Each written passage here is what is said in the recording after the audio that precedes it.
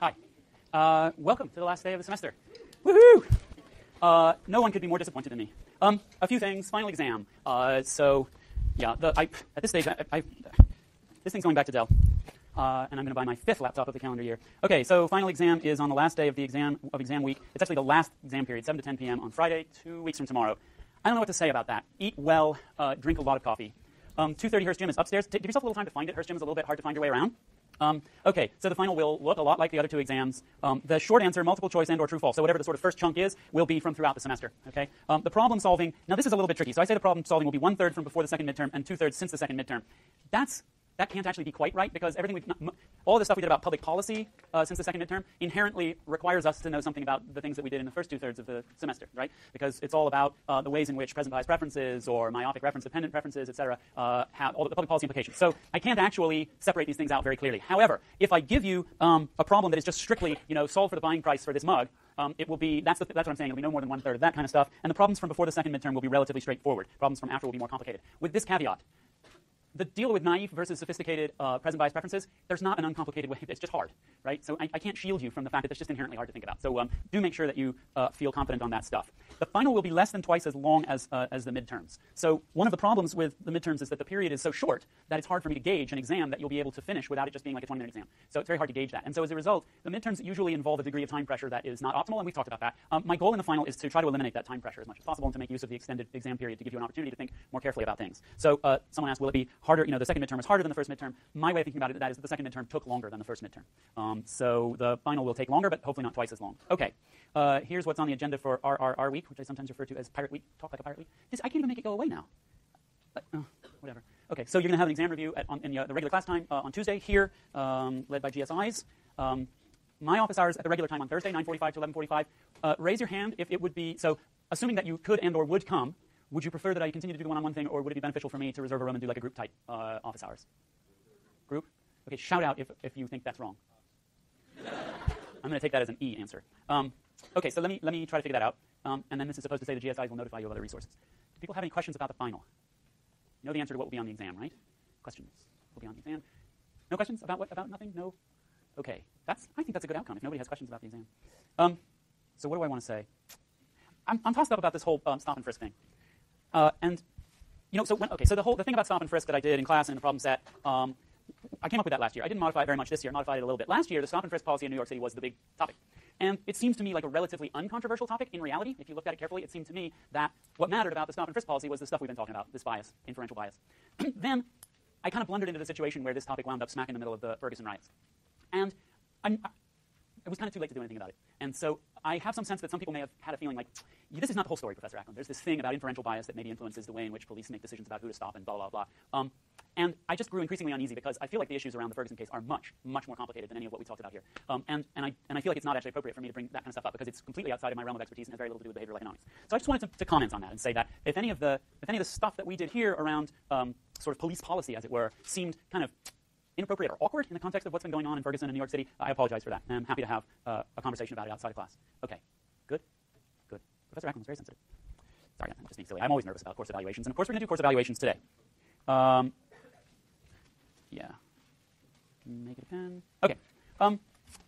So hopefully everybody brought a laptop or some other device. I didn't bring the URL. Oh, no, sorry, that doesn't matter because GSIs are coming. They're around 4, and we're all going to do it together, and they'll have the URL. Fine. So what I want to do is I want to talk first, before they come, and probably I'm going to make them wait for a little while, about public policy, which is, as you know, what matters most to me. But I'd like to start by asking you guys what you felt were the 3 most important things you learned this semester. I don't have clicker questions today, so this is a free pass clicker day. Thank you all for coming under the threat of not getting participation points. I appreciate that. Please don't leave early. But just as a way to start discussion and get you thinking, just take a minute and write down the 3 most important things you learned this semester. And you can chat amongst yourself if you want, but let's just try to keep it brief.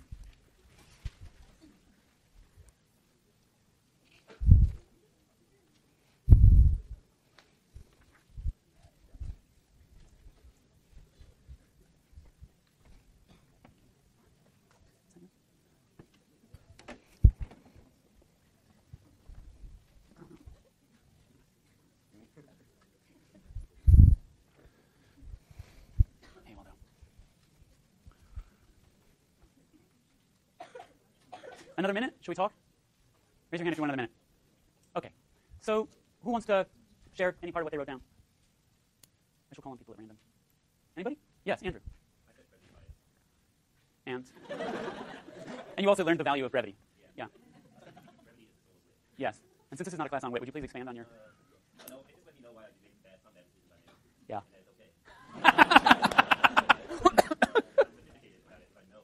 Do you feel that you are more sophisticated now than you were at the beginning of the semester? Excellent. Other thoughts? Yeah, Timothy. Oh, shoot. How are we out? I brought 180 copies. I'm sorry. If you send me an email, I'll send you a PDF. Yeah. Yeah, sorry. That we use overly simple models for the real world where we really shouldn't. We use overly simple models for the real world where we really shouldn't. And do you feel any degree of confidence that we've solved this problem with behavioral economics? I'm optimistic for the future, perhaps, but not now. Optimistic for the future. Maybe if behavioral economists continue to do their job for a while? Yeah. Yeah, why? What was important about it?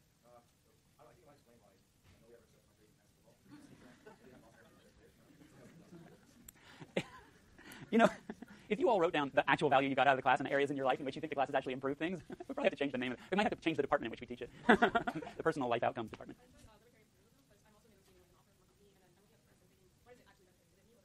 Oh, interesting. So the perks, you're negotiating a job offer, by the way. Congratulations, that's wonderful. And you're looking at the perks and you're thinking, are these perks really worth it to me, or are they using default bias to kind of hose me? That's cool. That's cool. I wonder if I should focus my attention in the class more in like lessons that can actually help you in your personal life. Or maybe that's just a natural offshoot of the larger lessons. Yeah, so if you want to know how to make a good cake, just call one of them up. They probably published on the topic. Yeah. Yes?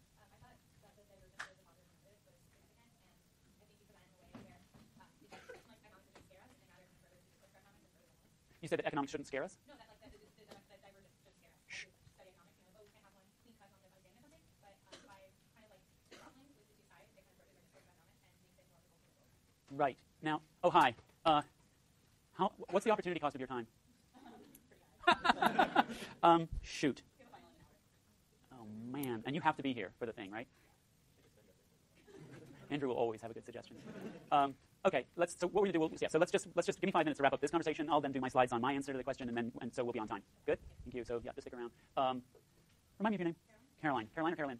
Caroline. So Caroline's comment is about the sort of divergence of the positive and normative dimensions or usefulness of the models, and how it sort of like expands the discourse about what we're doing in economics. One of my hopes is that you'll walk away from here with a somewhat more sophisticated understanding of how to think about the standard models, right? Because so part of what pops out of all of this conversation for me is, when I begin to make more psychologically realistic assumptions, I get a better prediction and I become fuzzy as to what normative conclusions I'm supposed to make. Now, that makes me, so my instinct is to say, oh, I want to hurry back to the standard model because that's going to give me some normative relief. Now I know what I'm talking about. But upon further consideration, what it really makes me see is, well, if the standard model relies for its normative usefulness on a set of assumptions that are not correct, it calls into question the normative validity of the standard model. And indeed, what it really does is this. It says to me, I don't know if I haven't yet figured out quite how to express this clearly. When we teach you guys standard model stuff, we come with this model, we have a bunch of predictions about market equilibrium, and then we have a bunch of normative implications about, when the government should or should not intervene, and what is or isn't good, and a set of tools for doing benefit-cost analysis. And if you've seen The Wizard of Oz, there's this scene at the end where the wizard is this big image up in the smoke, and then there's this little guy behind a curtain. And the wizard, you hear the voice of the wizard saying, pay no attention to the man behind the curtain. Right? And it turns out that the man behind the curtain is it's just a hallucination. The wizard is being controlled by the guy behind the curtain, who's just this little mouse of a guy. Right? And so what we do, in some sense, and I think there's a degree to which this is somewhat irresponsible, is that we teach you this big, beautiful, monolithic thing called microeconomics, with all of its really quite impressive implications. And by the time you got your degree, you've like completely lost track of what we told you on day one, which was, yes, but only under the following assumptions. And so essentially we're sort of saying all along, pay no attention to the man behind the curtain. What we actually wind up with is this really quite elegant and quite useful structure that is not actually grounded in anything particularly solid. So what I want is for you to always look underneath and say, what's this based on? It's based on some assumptions. Do you like them or not? And then you have a responsibility as you go out into the world, as for the most part I think economics majors. You have a responsibility because you now have knowledge and understanding that most of the people don't, and they will be influenced by the things that you say.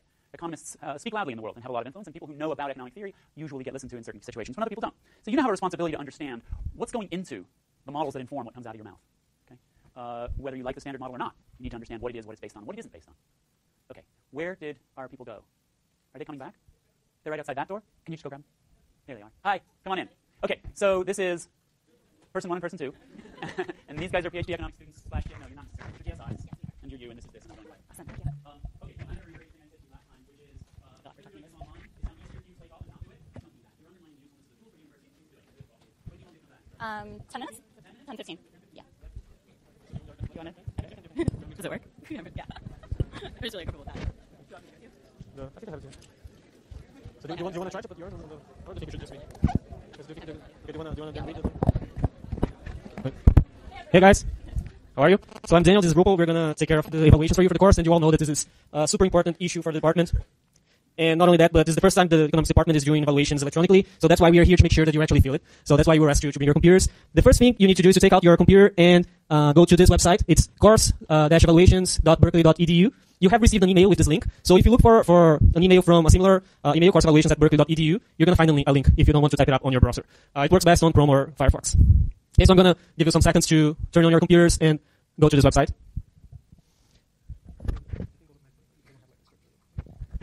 So basically, if you got to this website, the only thing you need to do is to fill out the forms, which should be very similar to the ones you have probably done before in paper. And we're going to give you about 10 minutes to fill it out. And we're going to be around, so if you want to ask any questions about how this works, feel free to ask. Make sure to hit submit at the end of the form so that we actually get it. Otherwise, it just saves it and doesn't actually submit the information.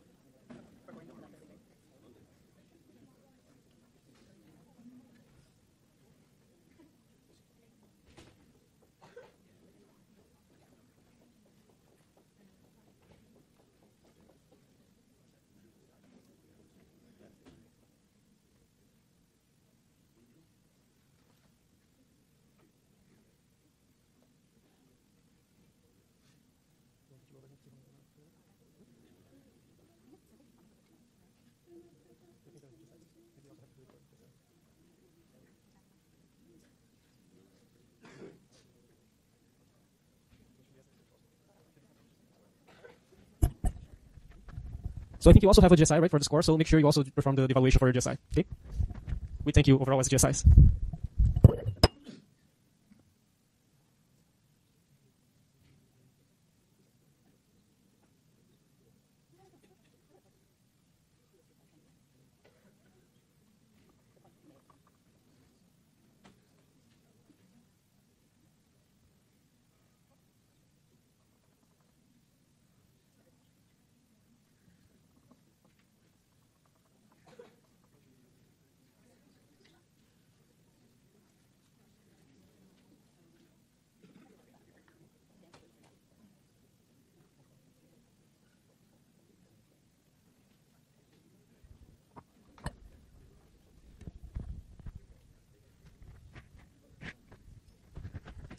So how many of you are done? Raise your hands if you're done.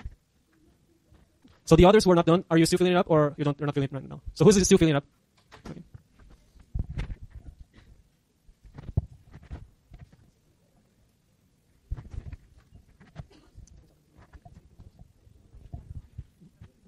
Okay, so if you didn't have time to finish now, you can finish over the next seconds. Or if you don't have time to finish right now because you want to write more, you can hit save, and then you can just come back to this website, and all your responses are going to be saved there. So you don't need to do it all over again. So if you just want to finish it later.